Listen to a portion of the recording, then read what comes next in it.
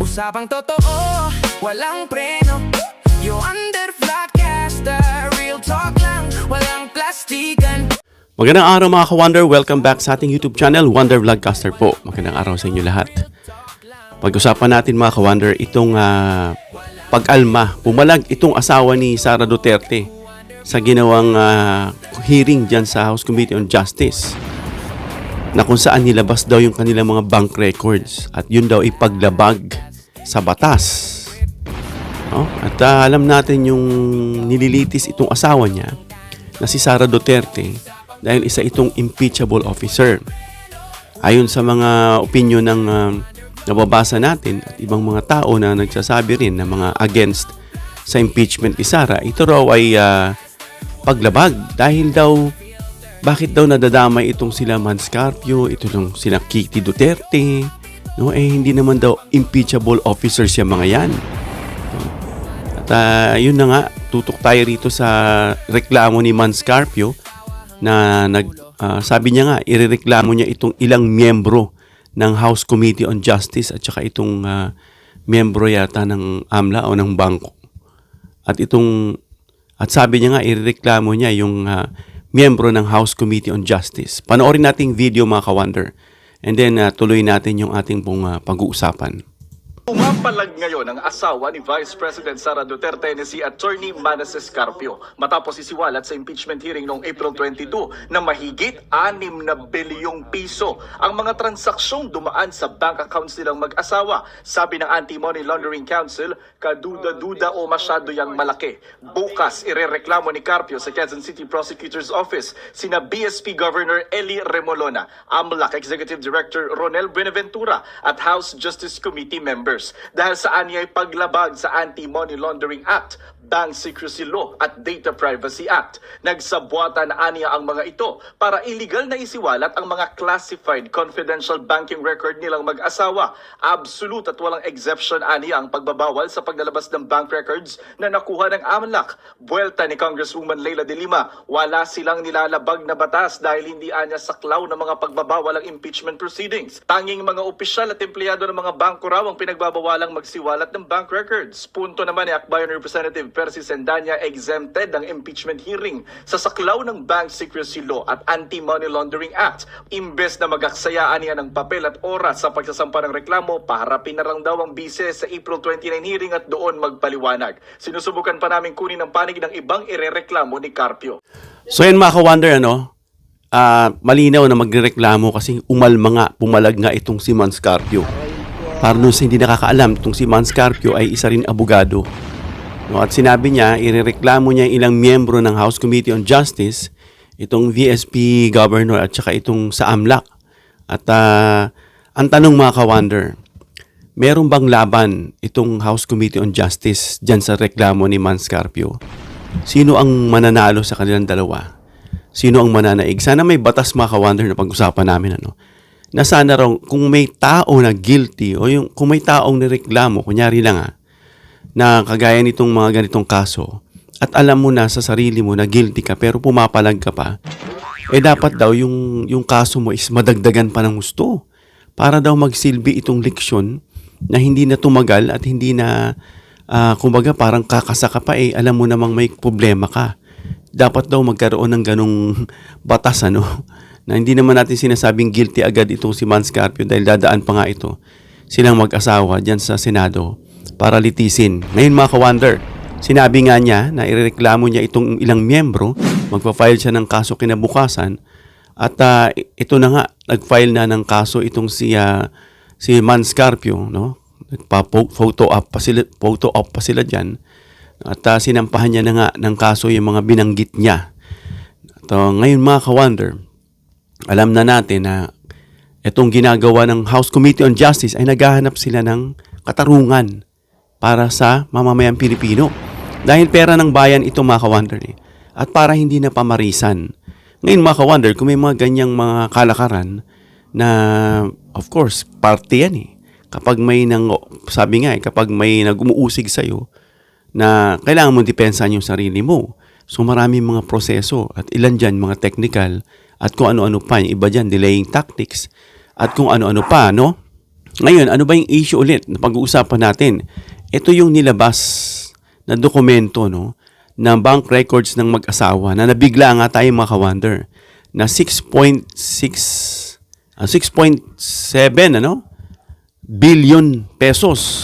Napakalaki. Samantalang diniklara niya 88 lang. Doon pa lang sa 88 million niya meron na siya agad doon na kinasuhan na agad siya sa SALN niya dahil somewhere between the years from 2007 kung di ako nagkakamali. Ang kanya pong pera ay nasa 7 million lang, parang gano'n. Biglang lumobo ito ng 88 million. Nasabi nga nila, imposible yan kahit sabi mong that time hindi pa siya talaga, kumbaga hindi pa siya mayor, parang nag-work pa siya as apprentice or assistant dito sa may Supreme Court. Parang gano'n ang mga kwento, no? Well, kahit sabihin nating mayor na siya, hanggang sa panahon ngayon, yung sinasabing 88 million na biglang paglobo nung diniklara niya SALN niya, parang imposible mga ka-wonder. No?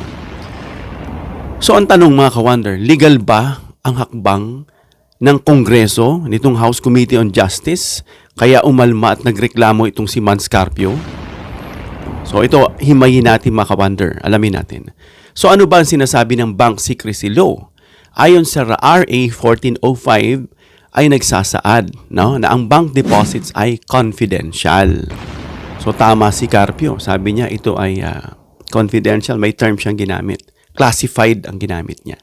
Kumbaga pag classified sa mga military naman, yan ang term na ginagamit, classified, o may tinatawag naman na highly classified. So hindi mo talaga pwedeng i-disclose yan, yung highly classified na yan. Pero sabi rito, at sinasabi rin doon na hindi pwedeng silipin, tignan, o kunin, o ilabas yung mga dokumento na yan mula doon sa bangko. Pero may sinasabi ritong exceptions mga ka-wonder.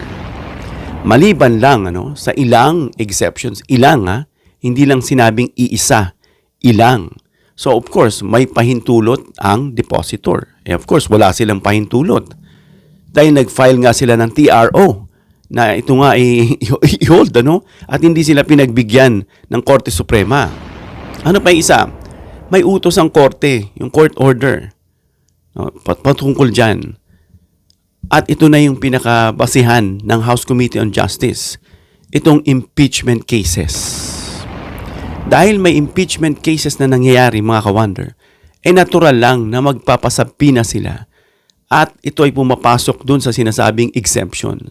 So, ibig sabihin, pwedeng ilabas yung kanilang classified na sinasabing secrecy na ito. Lahat ng yan parang mavo-void, Parang ganun ang dating kung ito ay pumasok dun sa exceptions.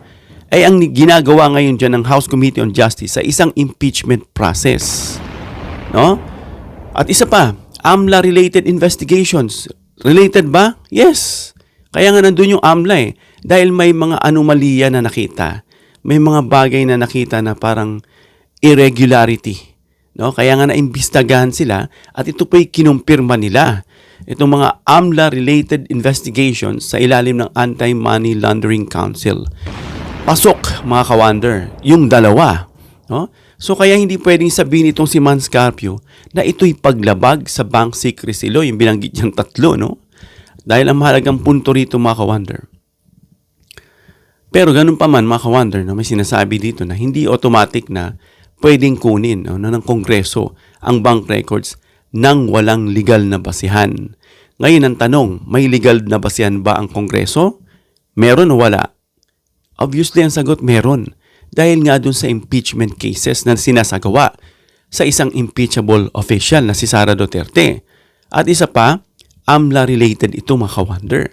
Dahil ito yung mga bagay na nakikita, na pumapasok, na nakikita ng bangko na inireport sa AMLA na medyo suspicious. Hindi may sagot na. Laglag na ron sila Mans Carpio. Nasabi nga ni De Lima at saka ni Sardenia ba yun? Na tama ang sagot nitong dalawang kongresista. Of course, para nakikita lang natin, umaalma na lang to si Mans Carpio. Baka sakaling, of course, mapanigan sila, makalusot. At isa pa, may kapangyarihan ba ang House Committee on Justice na magpasabpina? Yan yung tanong kasi yan ang ginawa nila eh. Pinasabpina nila yung mga dokumento at yung mga tao. Yung tinatawag na subpoena duces tecum at subpoena ad testificandum. So yun yung mga bagay na pinasabpina nila. Ngayon, ang tanong, may karapatan ba itong House Committee on Justice? Meron ba silang kapangyarihan? Huwag na lang sabihin natin karapatan. Kapangyarihan? Ang sagot mga ka-wonder ay oo, meron silang kapangyarihan. No? Na itong House Committee on Justice nga ay nag-conduct ng investigation in aid of legislation. No? Alam na natin na parang gano'n na rin yun eh. Kahit sabihin nila ito ay for impeachment. Ano? Pero kasi sinasabi nila doon, ayaw nga buksan ng bangko nitong BIR dahil for in aid of legislation lang. No? Pero later on, magiging gano'n ang magiging kalakaran dyan eh. Nakita nila sa impeachment process. Eventually, magpa-file sila ng batas, magpapasa sila na para dyan. No?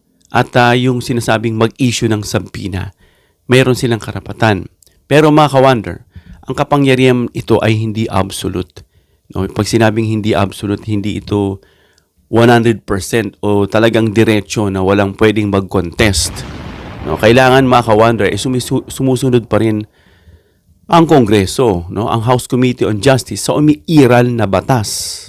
Umiiral, ibig sabihin, pag sinabi mong umiiral, itong inimpose na dapat irespetohin at sundin, ano, tulad ng Bank Secrecy Law. So, ibig sabihin, tama ba si Manscarpio at mali ang House of Representatives? No? Ibig sabihin, mga ka-wonder daw, na kahit may subpoena itong Kongreso, kung bawal sa batas, example, bank records, pwedeng questionin yan. Pero then again, may tinatawag nga na exceptions. No? May exceptions kapag ito ay nasa isang impeachment process. Hindi ko maintindihan kung tama yung pagkakaintindi ko kasi sagot nila. Sabi ng BIR, no? Lalabas lang nila, bubuksan mo lang yung box na yan kung ito ay in aid of legislation. Hindi po ako abogado Dahil daw, sabi ni Luis Tro, kung hindi ako nagkakamali, ito kasi impeachment process yung ginagawa. Pero hindi ba magiging in aid of legislation na rin yan? Kung pairalin natin yung common sense, kasi makikita rin nila yan eh. Na kumbaga, para makagawa sila ng batas sa mga bagay na kanila pong nakikita, at nakikita nila may holes, may loopholes, may kakulangan sa batas, may gray area, kagaya nung pinag-uusapan dito, na pwede mo bang buksan yan? Sabi nga ni De Lima, at nakita rin natin na ito ay parang gray area na hindi lininaw ng batas kung may kapangyarihan ba kahit na ito'y impeachment lang at hindi in aid of legislation, kaya nga hindi nabuksan yung box. No? So medyo June makakagawa na sila ng batas patungkol dyan na masasabing in aid of legislation. No? Pangapat mga ka-wonder, may laban ba ang House Committee on Justice kapag nagdemandahan gaya ng ginagawa nitong si Manscarpio ngayon? Nag-file na siya ng kaso dyan sa PSP Governor at dito sa AMLAC at dito sa ilang miyembro ng House Committee on Justice. May laban ba ang House Committee? So kung titignan natin mga ka-wonder, ang sagot dyan ay depende sa sitwasyon. May laban ang House Committee on Justice kung ang investigasyon ay malinaw na in aid of legislation. Pero mga ka-wonder, ito ay depende. No? Depende sa sitwasyon. No? Masasabi ba natin na may laban ba itong House Committee on Justice no, kapag ang investigasyon ay in aid of legislation? No? Bago tayo bumaba, yan tanong, ang nangyayari ba dyan ngayon sa impeachment ni Sara Duterte ay in aid of legislation? Ito ay para sa kalinawan lang No, ang sagot nga, gaya ng sinabi ko kanina, nila Luis Tro at kung sino-sino, na ito nga ay gray area, na lumalabas mga ka-wonder na ang direktang sagot kung ito ba in aid of legislation, ito ay isang impeachment process. So ang sagot mga ka-wonder ay hindi. Doon tayo naguguluhan, Hindi ito in aid of legislation. Yun lang ang basihan para ilabas daw ang bank records. At pati yung na-hold na box ng BIR, hindi mabuksan. Dahil ang tanging rason lang para buksan, kung yan ay in aid of legislation. No? Paano yun? Yun ang tanong mga ka-wonder. No? Na hindi naman in aid eh. Ito ay ginagawa para sa impeachment process. Pangalawa, may connection sa exception. Halimbawa, corruption. No, ayan daw. May kita natin sa labanan ng demandahan. May connection ba sa corruption?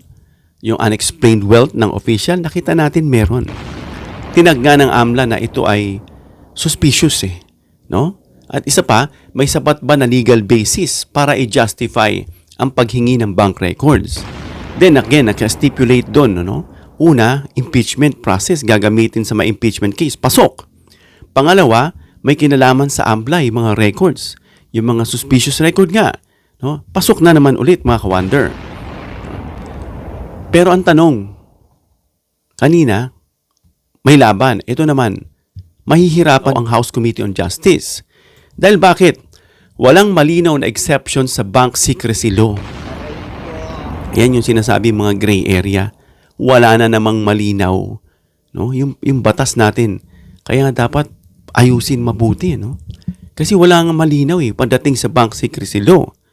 Hindi dumaan sa tamang proseso. Kunyari, no? Malimbawa, walang court order na kung kinakailangan.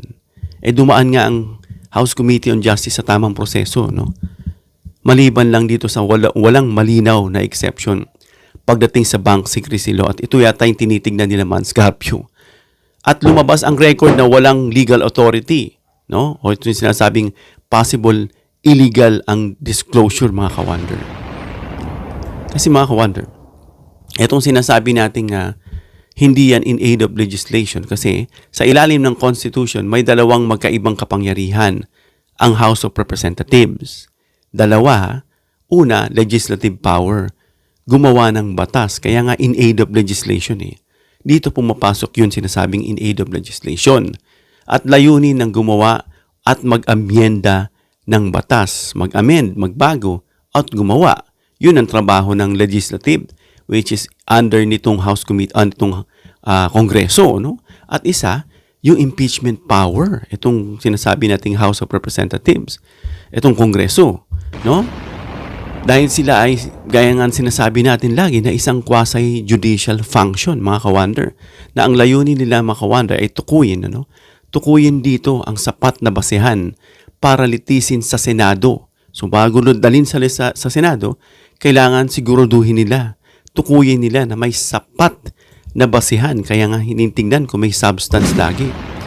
Kaya ibig sabihin niya, mga ka-wonder, ang impeachment ay hindi para gumawa ng batas, no? Kundi para mapanagot ang isang opisyal na gaya ni Sara Duterte. So yan ang sagot dito mga ka-wonder. So nakikitaan ito ng sinasabing gray area na malabo, hindi nililinaw ng batas. No, kaya dapat talagang palitan na. May tinanong ako isang abogado kung sa tingin niyo po ba dapat nating i-revise ang 1987? Ang sagot niya, wala naman daw siya So niisip ko, no, napapakamot na lang ako. Sa dami-dami ng mga naobserbahan natin sa nangyayari dyan sa committee, sa mga paglilitis, sa mga hearing, tila maraming dapat ayusin. Pero sabi niya, wala. So parang natatawa na lang ako, ano ba talaga? So ang tanong mga ka-wonder, may karapatan ba silang isabpina ang bank records? Yun na lang isang tanong. No? Ang short answer natin dyan mga ka-wonder, then again, limitado pa rin. Bakit? Maari silang magsabpina ng tao o dokumento. Kagaya ng pinagawa nila ngayon, dinala ang dokumento ang tao. Pero kapag bank records na ang usapan, kailangan pasok sa legal exceptions. Ang tanong, may legal exceptions ba? May ibang batas ba na nagpapahintulot? Ang sinasabi rito mga ka-wonder, no? Ang sinasabi kasi ng Bank Secrecy Law under RA 1405, sinasabi ron ang bank deposits ay confidential. No? Confidential, hindi mo pwede ipakita kahit kanino. Doon lang for the eyes of the depositor only. Hindi ito maaring silipin o ilabas. Maliban, nililinaw natin ulit, sa ilang exceptions. Pwede mo ilabas pala. Kapag ito'y may punto, pasok nga doon yung impeachment cases. At yung sinasabing AMLA-related, pasok din mga ka-wonder. Kaya nga nagkaroon ng karapatan at inilabas. No, tayo nagkakaroon lang dito ng paikot-ikot na argumento kasi ibabalik din nila yan. Sabi ng Bank Secrecy Law, ito ay classified. mahigpit. Pero nga, mayroong exceptions. May baliban na sinasabi ron, mga ka-wonder, ano? No? So, kung wala yung mga yan sinasabi nating exceptions, posibleng labag sa bank secrecy law.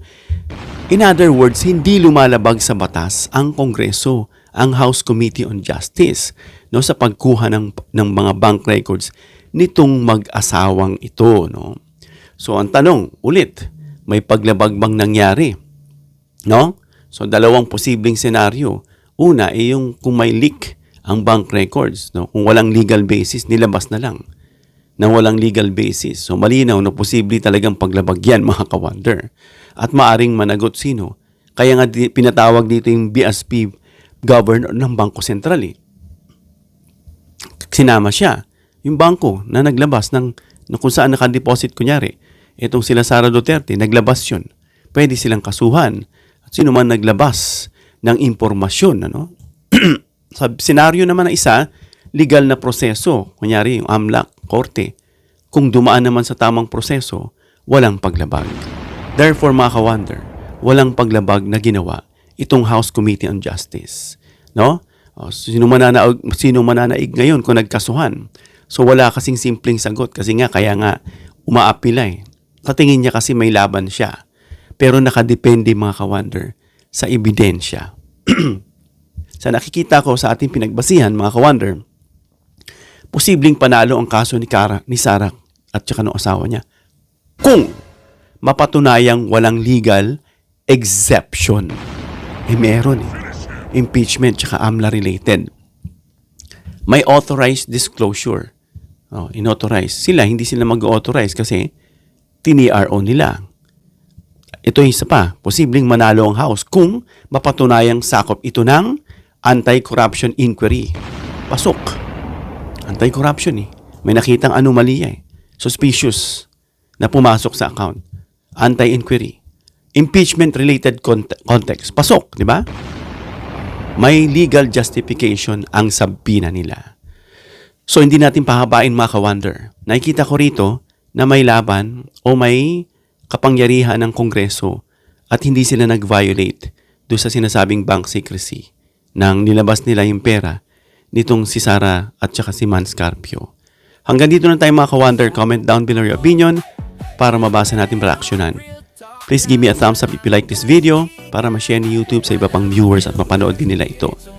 Please share this video para malaman nila itong Mans Carpio versus House Committee on Justice. Kung sino ba ang mananalo, nagkakademandahan na nga. Sino ang mananalo sa kanilang paghaharap. Please subscribe, hit the notification bell icon and choose all bilang suporta sa aming mga content creators. Hanggang sa muli, mga ka-wonder. God bless.